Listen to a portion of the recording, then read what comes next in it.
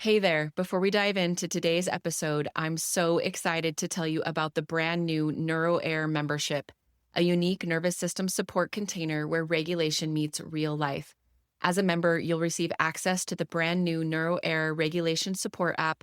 Plus, you'll be able to join our private heartbeat community completely off social media. You'll also get monthly live coaching, somatic practice labs, and a container where naming isn't shaming and transformation happens through supported practice. Are you ready for real nervous system support? Visit leannahunt.com/NHM-podcast to learn more about joining our regulated community. The link will also always be in the show notes. And just a note, this membership is not therapy or crisis support. And due to my ethical responsibilities, unfortunately, it is not for current clinical therapy clients. Past clients, please reach out directly to discuss options. Now, let's dive into today's episode. Welcome to the NeuroHeir podcast, the show for cycle breakers, parents, young adults, and helping professionals ready to understand their nervous system through a generational lens, heal what isn't theirs to carry, and consciously choose what comes next. Hi, I'm your host, Leanna Hunt, an associate clinical mental health counselor and certified performance coach. Each week, you'll get stories, science, and somatic practices, plus my signature 4N framework: notice, name, nurture, and navigate to help you honor resilience, break silence, and build deeper connection with yourself and those you love, all while shaping a legacy of safety, freedom, and possibility. Welcome back to the NeuroHeir podcast. There is a very familiar scene in one of my favorite movies, Forrest Gump, that you probably will remember if you've watched it. Forrest is being chased by bullies on his bike, and Jenny, his best friend, yells, "Run, Forrest, run." And suddenly his body takes over. He runs really fast. He keeps going. He's running away from danger. And while that scene is pretty dramatic in the movie, a lot of nervous systems still do this every single day. And not always physically either, but mentally, emotionally, even behaviorally, by staying busy, overthinking, overworking, avoiding stillness, and keeping life moving fast enough to stay ahead of discomfort. Because flight is still a survival response. The body is still mobilized in flight, still activated, still trying to protect you. And the strategy is just a little bit different. So I like to look at fight and flight, even though we group them together. If you learn about somatic stuff, you read about it, you are on Instagram and watching videos, you will just hear fight and flight because they're both sympathetic energies. But what I want to do today is to break down flight so you can see that for you, maybe you are not so much fight and spend more time in flight. Because fight says, I'm going to confront this, and flight says, I need to get away from this. So today we're going to talk about what happens when the nervous system learns to survive through flight. And as I've said before, and I will continue to say, the goal always in me sharing is not to do so through a lens of shame, but through understanding. And before we go further, I also want to acknowledge something that can feel really important. There are people listening to this who didn't just experience everyday stress. There are some of you who are living life more than just the average stress. Some of you have survived real danger. So where maybe your emotional or physical boundaries were crossed, or your sexual boundaries were crossed, maybe for you, your home didn't feel safe, or maybe you have lived in or are currently living in environments where your nervous system truly has had to activate fight or flight in order to survive. And whether you're someone that I've worked with or someone that's listening quietly to this podcast today and I don't know your story, I do want you to know that my heart genuinely goes out to you, because these nervous system responses are not weakness. They are your body's innate survival intelligence. Your nervous system adapted the best way that it knew how based on what it was experiencing. So the thing I want to go into first is when we think about flight, many people might not recognize it right away, because often when people hear fight or flight, as I said a few minutes ago, they tend to lump them together as if they are the same thing. And again, yes, they are both sympathetic nervous system activation states in the body where the body mobilizes and is preparing for survival. There's also similarities such as heart rate increasing, adrenaline rising, breathing changing, muscles getting tight. Even though all of that is common, I do really want to spend some time separating them in this series because while they come from the same survival system in the body, they often can show up and organize differently in real life. Fight tends to move towards the threat, as we talked about last week. It pushes back, it gets louder, it becomes more confrontational and more explosive. But flight often is trying to move away from the threat. And for many people listening, you may realize I don't actually spend most of my time in fight. I spend most of my time in flight because unlike fight, flight often can look really productive. It can look responsible. It can look on the outside like it is successful and high functioning. But internally, the body may feel really restless, might feel anxious, unable to slow down. Fight says I can overpower this, and flight says I need to escape this. And sometimes that escape is physical. Sometimes it's leaving, sometimes it's avoiding, sometimes it's running away. But in modern life, flight often becomes psychological. It can show up as overthinking or overplanning or multitasking or this constant need to stay busy, to overwork, to have struggle resting, to be stuck in some perfectionism patterns, always needing to stay ahead. And sometimes what looks like ambition again, can be this stored survival energy. So sometimes what looks like having it all together is actually a nervous system that never learned how to fully stop running. And you guys, I can relate to this so much. I was thinking about, I don't know if you guys have seen The Devil Wears Prada 2, that new movie is out. And so it got me comparing, as I went with my girls to watch the movie, I was comparing the new movie to the original because the original is just such a classic. And so as I started to think about it, and as I've been bringing movies into this series, the original Devil Wears Prada is actually such a good example of modern flight energy. Because unlike fight, which often looks explosive or outward reactive, flight can look incredibly functional from the outside. Almost every scene in the first movie feels pretty urgent. Like there's a lot of urgency. There's fast walking, there's fast talking, there's a lot of pressure, there's anticipation. There's trying to stay ahead of the next demand before it even happens. And that's what makes flight so tricky sometimes, because people often don't realize they're in survival mode when the survival mode is constantly being rewarded. I'm going to say that one more time. We often don't realize we're in survival mode when that survival mode is being rewarded. And in the movie, Andrea isn't screaming at everyone. She isn't slamming doors. She isn't exploding the way fight energy might. Instead, her nervous system survives by accelerating, by working harder, by moving faster, by staying hyper aware, by trying to predict what's needed from her boss before anyone asks. And throughout the movie, you can slowly watch her lose connection with a lot of different things, including rest, including her relationships, like with her boyfriend and her best friends, her own needs and her body. Because flight says, keep going, don't slow down, stay ahead. And it might even say, if you stop, you'll fall behind. And honestly, a lot of nervous systems live there every single day. Especially think about in a cultural sense. Think about cultures that praise overworking, maybe praise overfunctioning, or being constantly available and pushing through exhaustion, which is why flight responses often get praised instead of recognized. And I believe especially in women and caretakers and high achievers and helping professionals.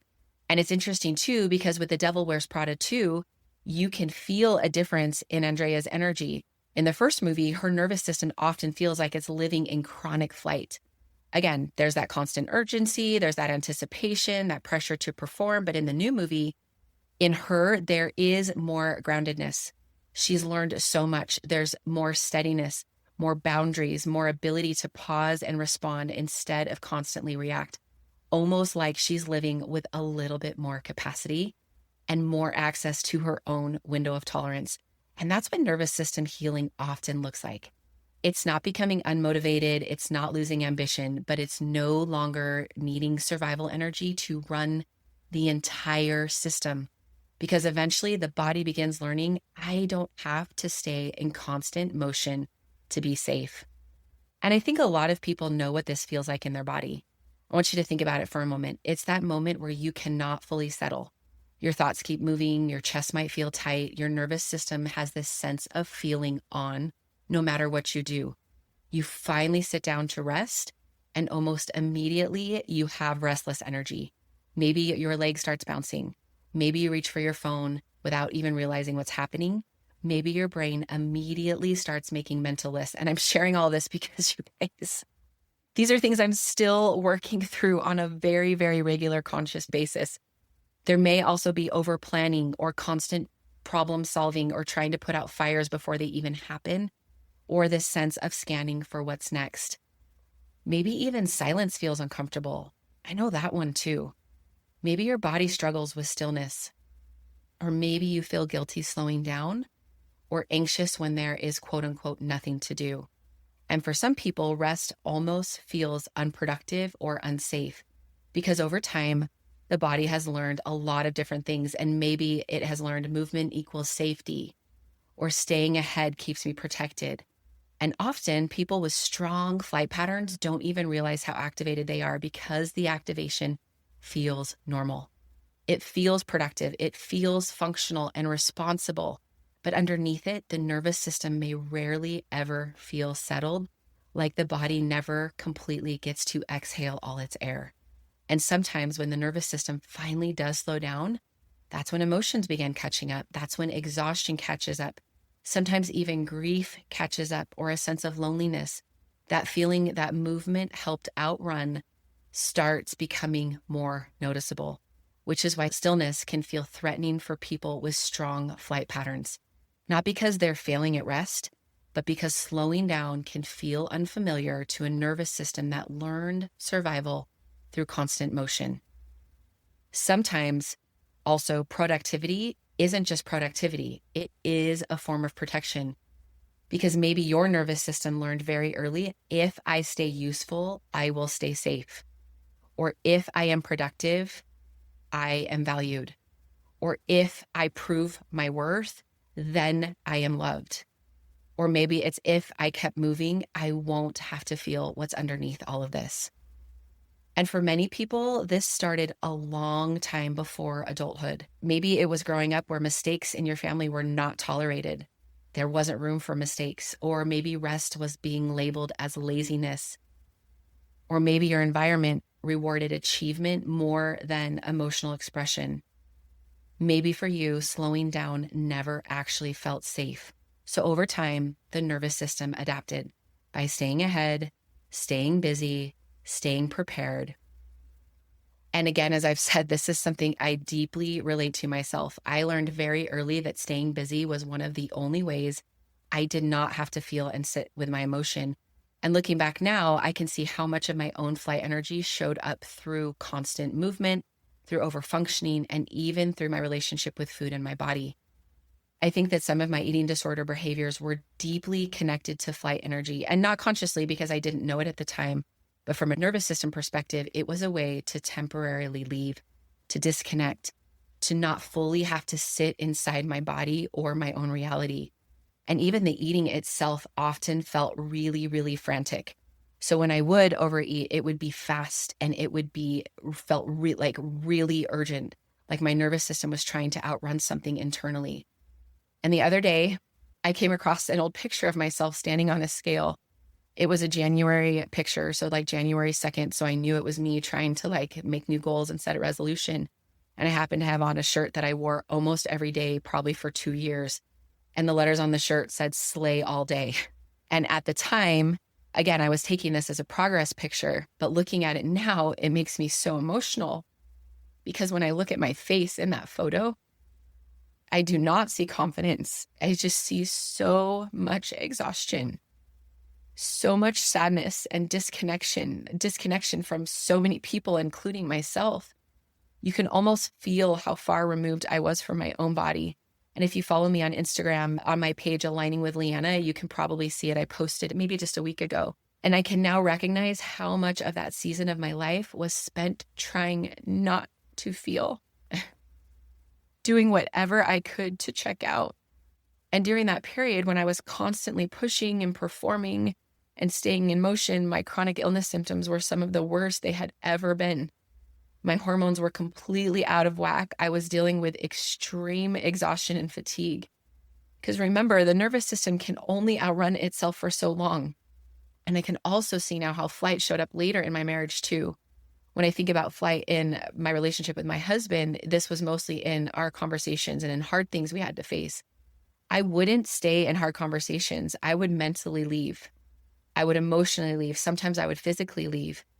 And it wasn't because I didn't love my husband and I didn't care about the conversation or resolution, but because staying present, sitting in my body during discomfort wasn't something my nervous system had ever really learned how to do. And sometimes that flight energy still shows up, you guys. Like I said, this is something I am still working on. Sometimes that flight energy still tells me, Leanna, you need to leave, or it's safer to bypass. It's safer to disconnect. It's safer to use food. But even though these patterns still come up, is what I meant to say, I do not live there the way that I used to. And I think that that's what healing often looks like. Not never having that pattern again, but recognizing it sooner and starting to understand it differently. And then slowly building the capacity to stay present in places that your nervous system once had to escape. And just like fight, flight can also be for sure generational. There were generations who survived through constant work because they had to. They had to have a constant state of vigilance, constant movement. There were generations who truly could not afford to slow down through so many different things like war and displacement and poverty and food scarcity, immigration, survival-based labor, economic instability, families who had to keep moving in order to survive. So when we really look at history and look at our families, our family systems, and even our communities, there were many periods of time where flight energy actually makes so much sense. There were mothers trying to keep their children alive during a war. I could not even imagine that. There were families fleeing violence or persecution. There were so many people, including my relatives, working exhausting hours during the Great Depression just to survive. So many of these generations learned if we stop moving, we may not make it. And even emotionally, many families survived by staying busy instead of feeling, by working instead of taking time to actually grieve the loss, by pushing through instead of processing emotions, and by staying productive because survival required it. And over time, those survival beliefs can get passed forward too. Those same beliefs such as work harder, don't stop, push through, rest comes later, keep going no matter what. And remember, you guys, the body learns from repetition. And sometimes what gets celebrated culturally is actually a nervous system stuck in chronic activation. Because in many ways, our culture rewards flight energy. Just think about it. Think about ads you've seen. Think about some big businesses and their logos and the messages that they're trying to put out in the world. There's so much hustle and grind and constant sense of having to be productive. And there's this big theme I see of an inability to slow down. But underneath it, so many of us are exhausted. We're still trying to survive environments that may no longer exist while the body continues responding as if slowing down is dangerous. And as I talked about last week, I brought up the autonomic nervous system. And this is constantly scanning for safety and danger. And when the nervous system perceives threat, that sympathetic nervous system activates. And this is where that adrenaline rises. This is where our cortisol increases. So when I was learning later about how irregular my cortisol was, I can totally see that was connected to those periods with my chronic illness when I was stuck in flight energy. This is also where our heart rate speeds up, where our breathing changes, because with the autonomic nervous system and the sympathetic activation, it is helping our body prepare for survival. And this is important to understand. The brain and nervous system adapt to what they practice repeatedly. There's research I've shared before from Amy Arnstern showing that even mild uncontrollable stress can shift the brain more towards survival and threat detection, which means that under chronic stress, the nervous system has a harder time accessing flexibility, slowing down, taking time to reflect, and feeling grounded. So instead, most of our bodies have become more practiced at things like anticipation, like scanning the room or the scenario, like staying alert, staying productive, or having to keep moving. And over time, constant urgency can start feeling normal. Stillness can start feeling unfamiliar, which means someone may genuinely struggle to slow down, to rest, or feel fully present because their nervous system has practiced acceleration for a very long time. Maybe your system has been practicing this for years, and maybe it has been in your family for more generations than you even can count. And eventually, over time, the body can start learning like it no longer knows how to fully exhale. And if you've been listening to this podcast for a while, you've probably heard me come back to this idea again and again. Because the goal is, instead of asking what's wrong with me, we want to start looking at what is this pattern trying to do for me? Because this question can really help shift so many things. And flight is often trying to avoid overwhelm. Flight may be trying to stay ahead of pain, to prevent failure, to help you maintain a sense of control, to help you escape discomfort, or to help you outrun emotions the body doesn't yet know how to safely hold. And when you start looking at your patterns through that lens, maybe you can start to move out of shame and into awareness. Because we can shift away from, okay, it's not that I'm lazy, I'm not broken, I'm not too anxious. And it can become, my nervous system learned movement as protection. My body learned that slowing down did not feel safe. And this awareness is so important because we can't gently work with patterns that we only criticize or judge. And this is also why practicing regulation matters so much. Because once we understand what the nervous system is trying to do, we can begin teaching it something different. And this part is really important because many people think, I'm going to slow down once this phase of life calms down, or once I get through this project, or once I get through this year. But for nervous systems that live in flight, slowing down can initially feel really, really uncomfortable. And I'm telling you this from experience. It can feel really restless. It can feel unsafe. Because if the body has spent so much time surviving through movement, through busyness, through anticipation, or through this sense of staying on, that stillness can feel so unfamiliar. And the nervous system, again, learns through repetition, which means when the body is highly activated, it has less access to flexibility, grounded responses, and new learning. And the system is going to shift more towards survival. So that's why we want to practice regulation during the calmer moments. That's why we want to use these tools that I share, not just when we're feeling dysregulated, because again, we will be less likely to use them and to find support in them. We want to try them more when we feel like we're within our window of tolerance, because over time, the body begins learning, oh, okay, so slowing down does not equal danger. I can pause and still feel safe.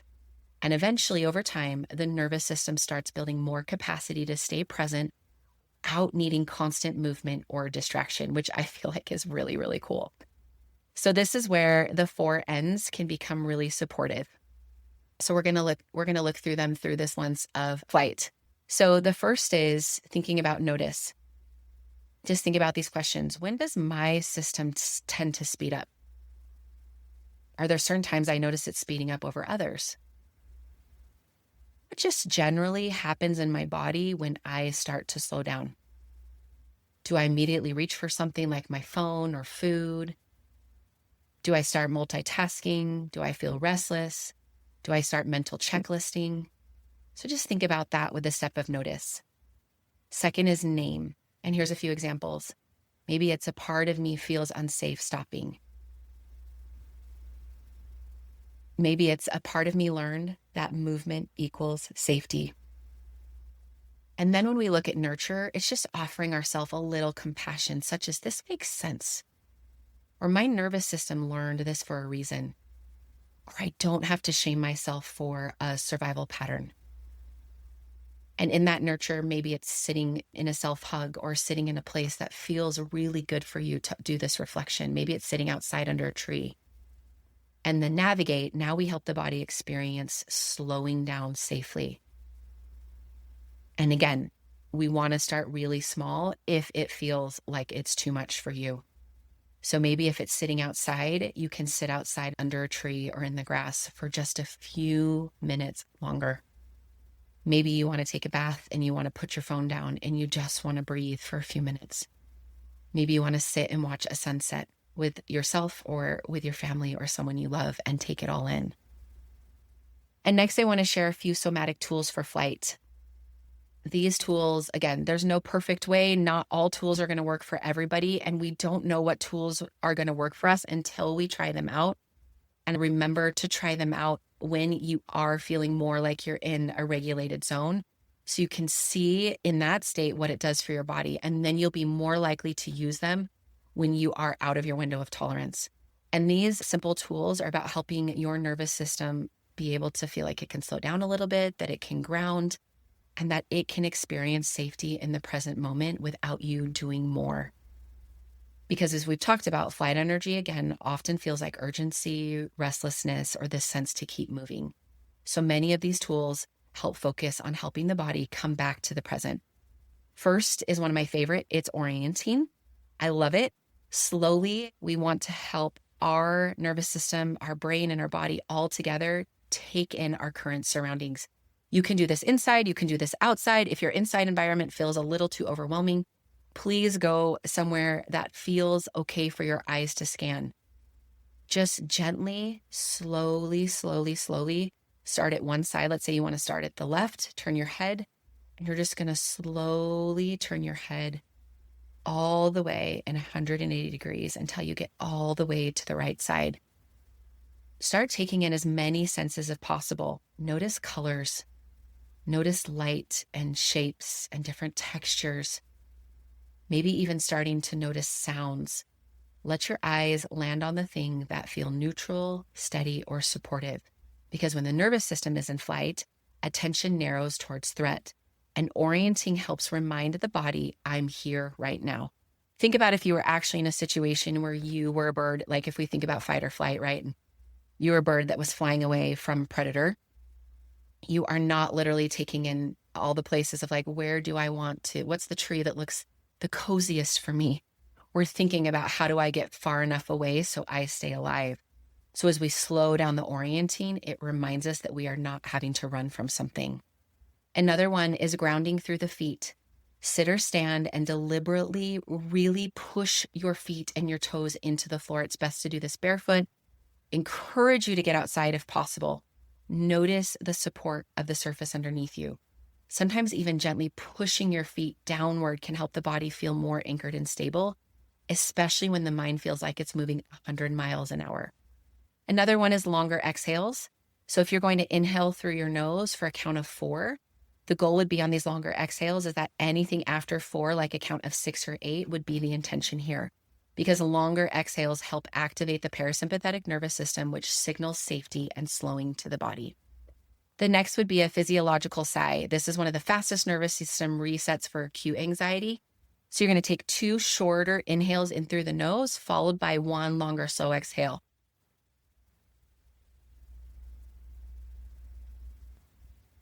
And you can do that as many times as needed. This can help reduce nervous system intensity fairly quickly. Another favorite is what I call warmth and comfort. Sometimes flight energy responds really well to warmth, such as a warm shower or bath, a sauna if you have access to one, a heating pad on any part of your body that feels that flighty, anxious energy, holding a warm drink in your hand. My favorite is passion fruit tea. Wrapping up in a blanket, maybe it's even a weighted blanket, because the warmth can help communicate comfort, grounding, and safety to the nervous system. Another one I think we've talked about is bilateral movement and a butterfly hug. So if you're watching on YouTube, you can see that, but what you're going to do is cross your arms over your chest and just slowly alternate tapping your shoulders. You can also cross your arms on your lap, like if you're at a work meeting or you were sitting at school under your desk, you can cross your arms on your lap and tap. And we want that's bilateral too. Also try just any type of movement that's crossing the body, walking or slow bilateral movement. This kind of rhythm can help bring more regulation online. I also like bilateral stimulation music. One of my favorite playlists is on Spotify. I think the same one is on Apple Music. There's also some free ones on YouTube. Just go to any of your music platforms and Google bilateral stimulation music. It's also known as EMDR music because it's the music that we use in trauma therapy, but you can use it anytime. The only thing I suggest is sometimes it's so calming, I just tell my clients to not listen to it when you are in a car. And the other cool thing about, when you're driving in the car, if you're a passenger and feeling like you're trying to check out, feel free to listen to it. The other thing to note with bilateral stimulation music is it does not have to be loud. Barely audible is fine. So once you put your headphones on, you want headphones on with bilateral music because it's getting that music as close to the brain as possible. And it's helping that logical and emotional brain come back online and work together again. And it's great for kids too. I have clients of all ages that use this music sometimes every single day. Okay, next, slow rhythmic movement. This can just be gentle rocking. Whether you have a rocking chair or not, you can even rock and you're sitting in a fetal position. This is stretching, gentle swaying back and forth, and just mindful slow walking. Flight energy often does really well with rhythm and slowness over intensity. Okay, another favorite is reducing stimulation as much as possible. Trying to not pick up your phone first. Put your phone down and try these other things first. Trying to take in less constant input and trying to increase moments of intentional quiet. Sometimes the nervous system needs less stimulation before it can finally settle enough to feel safe. And this is again where that bilateral music can really, really help, especially if silence or quiet feels scary or unsafe for you. Put on that music, again, barely audible, so you're still allowing yourself to not have multiple stimuli, but use the music to give your body a sense of safety. Another one, this kind of just encompasses some other things that we've already talked about, grounding through all of your senses. We can use all of our senses, and some of us have a more dominant sense than others. So this can be a fun one to play around with. So for some people, that's going to be feeling the warm tea in their hands. For others, it's going to be sipping on it. For some people, it's going to be noticing the texture of where their feet touch on the ground. For some, it's going to be listening to calming sounds like the bilateral music or ocean music. Sometimes it's putting a hand on your heart and feeling your own skin, a weighted blanket or a pillow against your chest. These sensory cues can help communicate you are safe enough to slow down. And something I forgot about too is some clients their strongest sense is smell. And because it's not for me, I often forget this one. And then when I have clients try it out, they'll be like, yes, I keep this oil in my bag because when I feel like I want to check out, I can take a few breaths with the oil, breathe it in, and it totally helps settle my system. For some people, it's candles. So just notice different smells are going to create different senses in the body. So some smells are going to be more invigorating. So for some of my clients, those are going to be like citrus. Those are more motivating, more uplifting. Also some of the pines. But for others, the pines do the opposite and are completely calming, also like lavender. So you just have to play around with senses. And then we talked about last time, I think the deep, low voo sound, like voo, it's almost, you want to make your voice sound like a foghorn. This helps create vibration through the chest and torso that helps calm the nervous system through vagal stimulation. And I'm sure you can go to YouTube and Google it and watch people doing that. And then another one I like is gentle shaking. Unlike fight, where shaking may feel more activating or releasing, for flight, gentle shaking can help discharge excess adrenaline without overwhelming your system. And this is important too. Remember, we do not want to wait to practice these when we are feeling overwhelmed. Your nervous system learns best through repetition, inside safety, and capacity. And as I've said before, some of these tools are going to work better for you than others, but you aren't going to know until you practice them. So it's all about slowly helping the nervous system experiencing something different. And over time, your body can begin to learn it is safe to slow down. It is safe to pause. And I do not have to stay in motion to survive. Because flight energy often needs help remembering you do not have to outrun safety. You can actually feel and experience safety where you are in your body right now. And if you want support practicing this is exactly why I created the NeuroHeir Regulation Support app. This is such a great tool, and it is currently free inside the NeuroHeir coaching membership. So if you have any questions about that, you can reach out to me at Aligning with Leanna on Instagram or go to my website, leannahunt.com, and read all about the membership. So there's a few reflection questions I want to leave you with. Again, these and the tools will be in your show notes for you guys to look at whenever you want to. So I'll just read them and maybe you can reflect on them or come back to them later when you need them. The first one, when do I feel most unable to slow down? What emotions tend to surface when I become still? What might my busyness be protecting me from? It's a really powerful one. what happens in my body when I try to rest? And the last one, what support helps my nervous system feel safer slowing down? So in closing, I want to leave you with this. Just remember, your constant movement is not proof that you're failing. It may be proof that your nervous system learns survival through staying in motion. And healing is not about becoming lazy, passive, or unmotivating, but it is about helping your body realize that safety does not always have to be earned through exhaustion. You, my friends, are allowed to rest. You are allowed to slow down and allowed to take those longer, slower, deeper, more meaningful exhales. And maybe healing looks like realizing you no longer have to keep running the entire time. Maybe healing looks like discovering that your worth does not disappear when you pause. And maybe for some of you, the bravest thing your nervous system will ever learn is how to stay present without needing to constantly stay in motion. And next week, we're going to talk about freeze, what happens when the body no longer speeds up, but instead begins shutting down.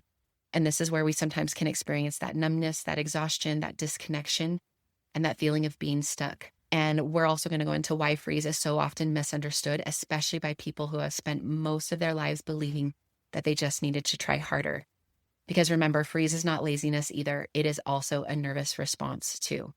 So thanks you guys so much for being here. Thank you for being a part of this series. Again, any questions, send them to me at info@leannahunt.com. That's my email, or just drop a message on Instagram at Aligning with Leanna. I love those conversations there. And as always, make it a beautiful rest of your week. Until next time, bye guys. Thanks for joining me on the NeuroHeir podcast. This work is about honoring resilience in yourself and also those who came before you, all while finding freedom from what was never yours to carry. With the help of stories, science, somatic tools, and the 4 N's, notice, name, nurture, and navigate, you have a path toward deeper connection with yourself, your loved ones, and the legacy you want to pass on. If today's episode spoke to you, share it with someone who's ready to step into this work too. And follow the show so you never miss an episode. Remember, you may not have chosen what you inherited, but you can choose what comes next.